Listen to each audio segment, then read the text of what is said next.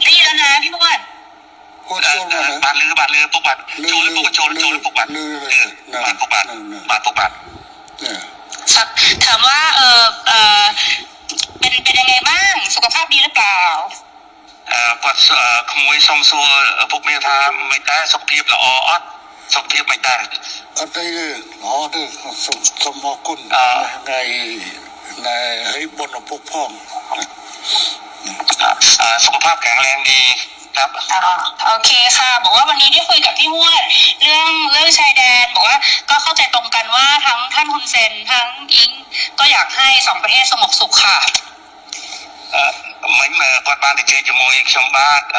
នៅសន្តាគារហើយបានឯកភាពគ្នាដោយអ្វីដែលពុកបានប្រាប់ថាចង់បានសន្តិភាពស្ថិរភាពប្រទេសទាំងពីរពុកបាទเพราะว่าไม่อยากให้อังโคไปฟังคนที่เป็นฝั่งตรงข้ามกับเราเพราะว่าพอไปฟังฝั่งตรงข้ามอย่างพวกแม่ทัพภาค2เนี่ยค่ะเป็นคนของฝั่งตรงข้ามหมดเลยซึ่งพอไปฟังนั้นเสร็จก็ไม่อยากให้ท่านรู้สึกไม่ชอบใจหรือโกรธเพราะจริงๆแล้วไม่ใช่ความตั้งใจของเราเลยค่ะថាសូមអនុញ្ញាតពីពុកថាពុកកុំឲ្យស្ដាប់សម្ដីមេតបភូមិពីហ្នឹងក៏វាជាអ្នកដែលប្រឆាំងជាមួយនឹងរដ្ឋាភិបាលថៃដែរវាជាសត្រូវដែរដល់ពុកស្ដាប់វាហើយចឹងទៅអាចធ្វើអារម្មណ៍ពុកខឹងបាទเพราะตอนนี้ทางนั้นน่ะเขาอยากจะดูเท่เขาก็จะพูดอะไรออกมาที่มันไม่เป็นประโยชน์ต่อประเทศชาติค่ะแต่ว่าจริงๆที่เราต้องการเนี่ยคือต้องการความสงบสุขให้เกิดขึ้นเหมือนตอนก่อนที่จะปะทะกันตรงชายแดนนะคะមេតបភូមិហ្នឹងវានិយាយចង់ឲ្យលួយខ្លួនវាចង់អានេះសាងរេតติ้ងមកវាហើយទៅធ្វើប៉ះពាល់ដល់ទំនាក់ទំនងប្រទេសទាំងពីរយ៉ាងធ្ងន់ធ្ងរពុកបាទដែលយើងចង់យើងប្រទេសទាំងពីរគឺចង់បានស្ថិរភាពនិងសន្តិភាពដូចអ្វីមុនព្រឹត្តិការណ៍កើតឡើងពុកបាទบอกว่าให้ท่านฮุนเซนเห็นใจหลานหน่อยเพราะว่าตอนนี้คนในประเทศไทยเขาไล่เราไปเป็นนายกที่เขมรหมดแล้วថាក៏សូមអនុញ្ញាតពុកថាក្មួយផងឥឡូវនេះថៃប្រជាជនថៃពីច្រើនបានដេញហើយដេញក្មួយថាទៅនៅស្រុកខ្មែរទៅព្រោះជានាយករដ្ឋមន្ត្រីខ្មែរពុកបាទเพราะว่าจริงๆแล้วถ้าท่านอยากได้อะไรก็ให้ท่านบอกมาได้เลยค่ะเดี๋ยวจะดูจัดการให้អញ្ចឹងបើពុកចង់បានអ្វីពុកអាចមានប្រសាសន៍ទៅគាត់នឹងរៀបចំធ្វើការងារនឹងបន្តជូនពុកតែម្ដងឥឡូវបញ្ហាដែលគណៈចង់បានគឺធ្វើម៉េចឲ្យនៅច្រកព្រំដែនទាំងអស់ត្រូវបើកឡើងវិញជាប្រក្រតីអាហ្នឹងគឺថាការចង់បានគណៈគឺទំប៉ុណ្ណឹងនឹងสถานการณ์ขั้นตอนที่1อยากให้ชายแดนเปิดปกติเหมือนก่อนเกิดเหตุครับโอเคค่ะตรงกันព្រោះបញ្ហាហ្នឹងដូចគ្នាយល់ដូចគ្នាបញ្ហានេះគឺខាងកម្ពុជាជាអ្នកដើរក្រោយទេតើតែខាងថៃបិទដែងដកយកបំរាមដែងបិទព្រំដែនបិទច្រកព្រំដែននេះចេញជាមុនបានកម្ពុជាចាប់ផ្ដើមអនុវត្តតាមក្រោយจริงๆเหตุการณ์เรื่องปิดชายแดนเนี่ยฝ่ายไทยเป็นคนเริ่มก่อนฉะนั้นถ้าฝ่ายไทยเนี่ยถอนคำสั่งกัมพูชาก็ตามเลยเปิดปกติរឿងនេះគឺកម្ពុជាមិនអាចធ្វើឲ្យមុនបានទេដោយសារកម្ពុជាបានខកចិត្តម្ដងហើយដោយសារកែសម្រួលកម្លាំងនៅមុំ3ប៉ុន្តែហើយថាឲ្យមានប្រក្រតីនៅតាមព្រំដែនប៉ុន្តែទីចុងបំផុតបែរជាខាងយោធាថៃនៅតែផ្កើននៅបន្តស្ថានភាពបិទទូដែនបិទច្រកដដែលเพราะว่าเราก็มีความผิดหวังเรื่องนึงแล้วที่การมีปัญหากันที่ช่องบกเราก็พยายามตามที่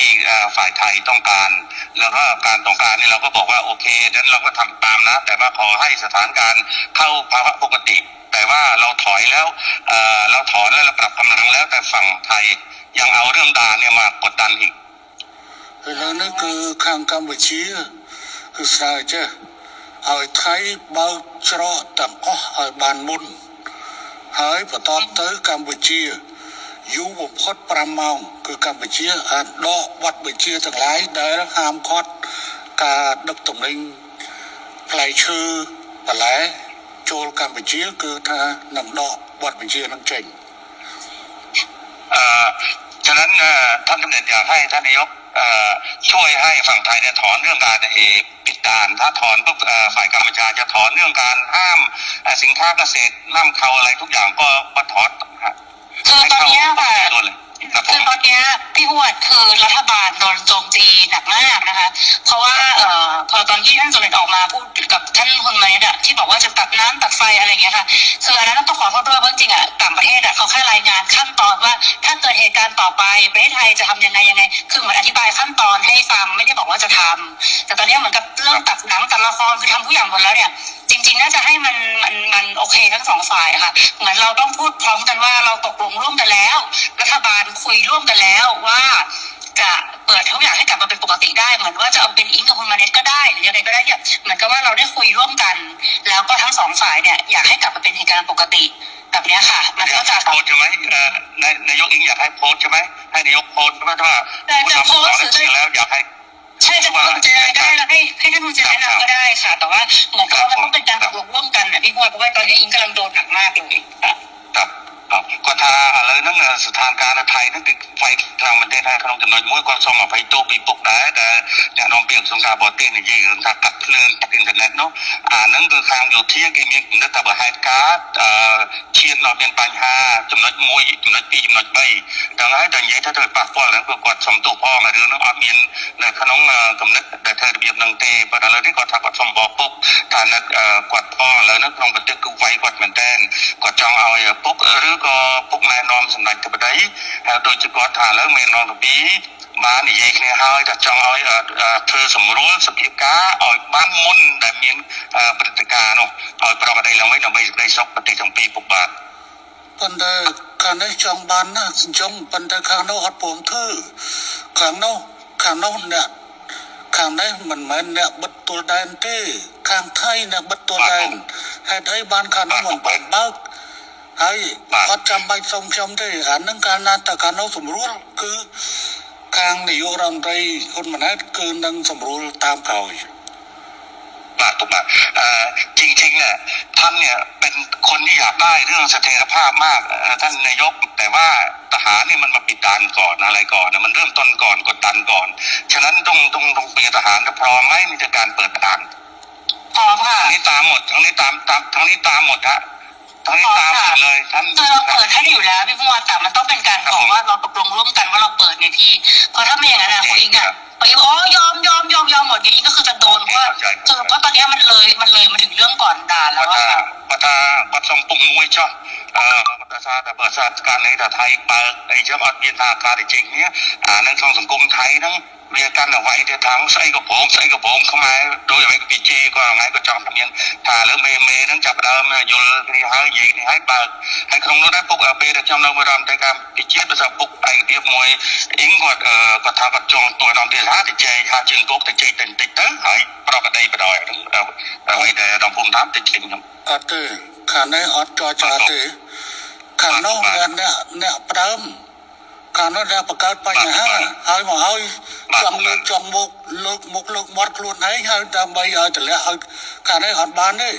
អត់ចរចាទេរឿងហ្នឹងគឺខាងនោះត្រូវធ្វើមុនតែម្ដងគឺខាងនេះអត់ចរចាទេប៉ុន្តែខាងនេះសន្យាថាខាងនោះអនុវត្តដកបទវិជាក្នុងការបិទទល់ដែនហើយគឺខាងនេះយ៉ាងយូរ5ម៉ោងក្រោយខ្ញុំទៅនេះកាត់ក្បាលខ្ញុំក៏អត់ចោលណាបាទពុកបាទอย่างนี้นายกอิงว่าท่านเนี่ยไม่อยากมีว่าการเจรจาเรื่องปิดด่านเพราะว่าปิดด่านว่าทหารมันเริ่มก่อนทางที่มาหลอกเราให้เรานะปรับกำลังแล้วบอกว่าสถานการณ์ต้องเข้าปกติปุ๊บตอนที่ปรับกำลังที่ช่องบกเนี่ยคุยกันเรียบร้อยบอกว่าถ้าปรับตรงนี้เสร็จเรียบร้อยถ้าทุกอย่างจบทหารครับจบครับแต่ไม่จบเนี่ยปิดด่านก่อนอันนี้เหมือนตบหน้าอันนี้ขอให้ท่านนายกพิจารณาด้วยเรื่องนี้ខ្ញុំយល់ខ្ញុំអាណិតប៉ុន្តែខ្ញុំមិនអាចយកផលប្រយោជន៍ជាតិរបស់ខ្ញុំទៅដោះដូរជាមួយនឹងការរាប់អានគ្នាបានទេព្រោះនេះគឺជាមុខមាត់របស់ប្រទេសកម្ពុជារឿងស្អីដែលត្រូវឲ្យប្រទេសកម្ពុជាទៅចរចាដើម្បីបើកច្រកព្រោះខ្លួនឯងអ្នកបិទខ្លួនឯងត្រូវធ្វើខ្លួនឯងទៅเพราะว่าท่านเนี่ยเป็นลูกผู้ชายท่านคำไหนคำนั้นน่ะ เพราะว่าฝ่ายไทยเป็นคนเริ่มต้นก่อนและหลอกเรา แล้วก็ทางกัมพูชาเนี่ยเราก็โดนหนักเหมือนกันเราก็มีมวลชนเราก็โดนหนักเหมือนกันฉะนั้นถ้าฝ่ายไทยเนี่ยเริ่มแล้วไม่เกิน5 ชั่วโมงตอนนี้ทุกอย่างก็เข้าปกติเลยปกติ ហើយពូសុំប្រាប់ទៅក្មួយឲ្យបានច្បាស់ខាងនេះត្រៀមមកជំហានទៀតស្អែកហ្នឹងបើសិនជាមិនអាចនេះបានទេស្អែកហ្នឹងគឺថាកម្ពុជានឹងដាក់មកជំហានទៀតគឺថាបិទការនាំផ្លែឈើនិងបន្លែតាមព្រំដែនកម្ពុជាថៃទាំងអស់ក៏ពូត្រៀមមករបស់ថ្ងៃស្អែក หลานที่รักเนี่ยอาบอกได้เลยถ้าเราไม่มีคำสัญญาเรื่องว่าเรื่องปรับกำลังแล้วทุกอย่างปกติแต่ว่าทหารไทยไม่ยอมเปิดด่านพวกนี้ทั้งนี้ก็มีการห้ามเรื่องการส่งออกเกษตรทั่วชายแดนเลยเพื่อกดดันทหาร ព្រោះខាងនេះបានត្រៀមហើយព្រោះខាងនេះបានត្រៀមហើយព្រោះណែបកហេតុមុនហើយបកហេតុមុនមកវល់គេចរចាឥឡូវសួរថាណាបិទអីណែបិទអីណែច្រកគុំដែរគឺទៅយោធាថៃបើអញ្ចឹងមានតែយោធាថៃធ្វើខ្លួនឯងតែប៉ុណ្ណោះមិនអាចហៅទៅកម្ពុជាទៅចរចាទេកម្ពុជាមិនចរចាដាច់ខាតទេ สถานการณ์เนี่ยเหมือนที่รายงานให้ท่านนายกทราบว่าไอ้ตอนปรับกำลังที่ช่องบกเนี่ยก็ตกลงกันแล้วว่าจะจบกันแต่ว่าอยู่ดีๆทหารไทยมาปิดด่านฉะนั้นให้กัมพูชาไปเจรจาเปิดด่านดูแล้วไม่สวยไม่สมควรอย่างยิ่งต้องทหารไทยเริ่มก่อนถ้าเริ่มแล้วทางนี้ก็ตามหลังไม่เกิน5 ชั่วโมงทุกอย่างปกติท่านลูกผู้ชายท่านจะเป็นลูกผู้ชายเดี๋ยวจะลองคุยกับทางกลาโหมดูค่ะแต่ว่าจริงๆแล้วเนี่ยตอนที่คุยพี่วดลองพูดด้วยละกันว่าจริงๆแล้วถ้าท่านฮุนเซนอยากได้อะไรให้บอกจะได้คุยกันได้ตกลงกันได้ค่ะเพราะว่าบางทีที่ท่านโพสต์ Facebook ออกมาคืออิงตอนนี้ก็คือรัฐบาลสั่นคลอนที่สุดแล้วค่ะตั้งแต่อิงเป็นนายกมาก็คือเรื่องกัมพูชานี่แหละซึ่งอิงไม่ออกมาตอบโต้อะไรทั้งสิ้นเพราะอิงก็รักแล้วก็เคารพท่านเพราะฉะนั้นเนี่ยจริงๆแล้วถ้าจะเอาอะไรจริงๆให้บอกอิงได้เลยยกหูบอกก็ได้ไม่อันไหนไม่เป็นข่าวก็คือไม่เป็นข่าวอันนั้นที่หลุดไปมันหลุดเพราะสื่อเพราะไม่ได้คุยกับอิงแค่2 คนมันคุยกันเป็นกลุ่มนะพี่มันเลยหลุดนะแต่ถ้ามันคุยกับอิง2 คนมันไม่มีหลุดอยู่แล้วทีนี้เนี่ยก็ไม่อยากให้แบบมันเกิดเรื่องแบบนี้แต่นี่อิงจะไปคุยกับกลาโหมเนาะเพราะว่าอิงรู้ว่า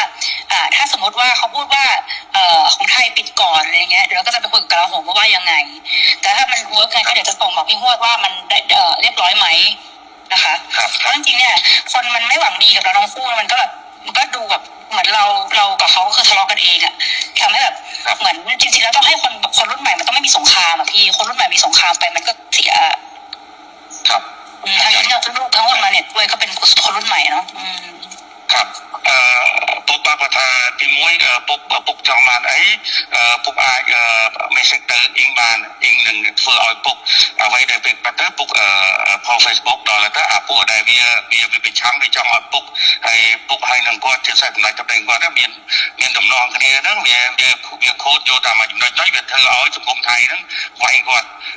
ថាទី1វាចង់ឲ្យគាត់ហ្នឹងចេញមកឆ្លើយឆ្លងតែគាត់អត់ទេដោយសារគាត់គោរពជាពុកមាគាត់អត់ទេគាត់សុខចិត្តឈឺចោលឲ្យវាវាយចោលហើយដល់បានគាត់ថាសុំពុកថាលើក្រោយចង់ដាច់ទៅទៅពុកចង់បានអីអាចមានសិទ្ធិគាត់មុនហ្នឹងគាត់បានប្រាប់តែថាប្រហែលជា3 ថ្ងៃទៅគាត់នឹងទៅថ្លែងគមនីការរឿងតបថ្ងៃហ្នឹងពុកបាទអញ្ចឹងរឿងហ្នឹងគឺកម្ពុជាវាទាក់ទងជាមួយនឹងការបញ្ជូលពលរដ្ឋរបស់ខ្លួនដូច្នេះគឺកម្ពុជាត្រូវតែហើយនឹងបញ្ជូលទៅដល់រដ្ឋដទៃទៀតដូច្នេះកម្ពុជាគឺមានតម្រូវការក្នុងការនិយាយទៅកាន់ប្រជាជនអញ្ចឹងវិធីដែលល្អជាងគេមានតែប្រើ Facebook ហើយនឹង Telegram នៅនេះដើម្បីបញ្យល់ក្នុងការផុសចេញតែរឿងហ្នឹងគឺថាវាយើងខ្ញុំអាចកាត់បន្ថយបើសិនជាអាចតែសភាពការឲ្យតែខាងនោះរឿងវានៅចាល់នឹងរឿងបិទច្រកនឹងតែប៉ុណ្្នឹងឯងបើថាបិទច្រកបន្តគឺថាខាងនេះនៅតែបន្តវាយអាហ្នឹងបាទពុកបាទท่านนายกท่านบอกว่าเรื่องการโพสต์เนี่ยท่านก็แค่ชี้แจงให้มวลชนที่ทราบเท่านั้นเองไม่ได้ไปกระทบกับไทยอะไรมากแต่ว่าตอนนี้ก็ไม่เป็นไรถ้าหากว่าท่านนายกแก้เรื่องเปิดด่านให้ปกติเนี่ยท่านตกลงท่านไม่มีอะไรอีกแล้วก็จบได้ค่ะเดี๋ยวเราไปคุยกับเราผมดูแล้วก็ขอคอนเฟิร์มกลับมาเพราะ อยากจะคุยกับกองทัพก่อนแต่เราก็เดี๋ยวสั่งไปเลยค่ะพี่แต่ว่าอีกรอให้มัน100%แล้วค่อยแจ้งท่านกลับมาดีกว่าเพราะไม่อยากจะยังไม่100แล้วบอกท่านก่อนแต่ว่าจริงๆก็จัดการได้ค่ะพี่ครับผมครับយកពុកបថាលើក៏សុំនឹងនិយាយមួយការវិជានឹងរៀនសិនហើយបានដល់100%បានគាត់នឹងជូននឹងទៅពុកបាទប៉ុន្តែការងារនឹងព្រាមរឿងបញ្ហាច្រកពុកបាទបាទผมท่านนายกมีอะไรอีกไหมไม่มีแล้วค่ะพี่ก็ประมาณนี้เนาะพี่ว่าเราจะมีอะไรบ้างประเด็นไม่มีอะไรครับจังหวัดอะไรខ្ញុំចេះមុននឹងនេះគឺខ្ញុំសូមបញ្ជាក់ថាខាងនេះត្រូវការតែមួយទេត្រូវការតែខាងនោះគឺប្លុកបញ្ជាក្នុងការច្រកព្រំដែនទាំងអស់ឲ្យទៅប្រក្តីភាពវិញបន្តទៅខាងនេះនឹងបន្តធ្វើតាមក្រោយហើយរឿងនេះអត់ត្រូវមកចរចារវាងកម្ពុជានិងថៃទេដោយសារថៃអ្នកបិទដូច្នេះថៃអ្នកបើកខ្លួនឯងហើយកម្ពុជាត្រូវតែសម្រួលទៅតាមក្រោយគឺកម្ពុជានឹងធ្វើគ្រប់ពុកបាទขอยืนยันทีว่าท่านนายกครับเรื่องด่านเนี่ยเราไม่ควรไปเจรจาเพราะว่าฝ่ายไทยเนี่ยเป็นคนที่ปิดแล้วปิดเนี่ยหลอกเราให้ปรับกำลังอันนี้หลอกเราปรับกำลังว่าถ้าปรับแล้วตรงนี้จบคือจบทุกอย่างก็เข้าภาวะปกติแต่ว่าอยู่ดีๆทหารไทยมาปิดด่านฉะนั้นทหารไทยเนี่ยก็ต้องยกเลิกการปิดด่านถ้าปิดปั๊บเขมรก็ตามหลังเลยก็ตามที่เดิมทุกอย่างก็เข้าภาวะปกติไม่มีอะไรแล้วค่ะพี่พรโอเคค่ะครับผมได้ค่ะแล้วก็เดี๋ยวแล้วยังไงเดี๋ยวจะรีบแจ้งทางพี่พรกลับไปนะคะว่าเป็นยังไงบ้างครับประธานพิจารณาแล้วก็ถือการเงี้ยนึงมาให้นึงกรุ๊ปในการจุนปกเป็นบัตรนั่นខ្ញុំរងចាំท่านสำเร็จรอท่านนายกและท่านเรียบร้อยเมื่อไหร่ครับนะครับได้ขอบคุณมากค่ะขอบคุณท่านสมเด็จด้วยค่ะครับผมค่ะสวัสดีค่ะ